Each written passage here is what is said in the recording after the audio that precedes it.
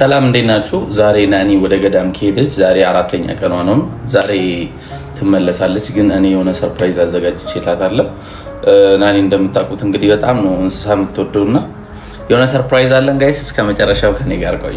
ለናኒ ውሻ ላመጣላት ዛሬ ወደ ዋይቲ ስቶር ነው ይዣችሁ ሄድኩት። በጣም የሚያማምሩና ትልልቅ ውሻዎች ናቸው ያሏቸው። እንግዲህ ያው እንደምታውቁት እንግዲህ የኛ ቤት አፓርትመንት ስለሆነ ለኛ ቤት የሚመቸውን ውሻ ነበር እኔ የፈለኩት። እኔም እንደዚህ የምታምር ቆንጆ ውሻ ነበር የወሰድኩት። ከዋይቲ ስቶር ነበር የወሰድኩት። እንግዲህ በተመጣጣኝ ዋጋ የፈለጋችሁትን ውሻ ማግኘት ትችላላችሁ።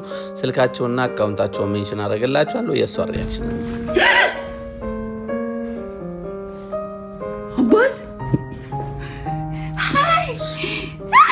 ቤሊ ትባላለች።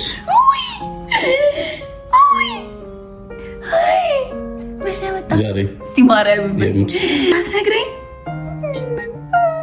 ሙሽ ነው ጓደኛ አገኘ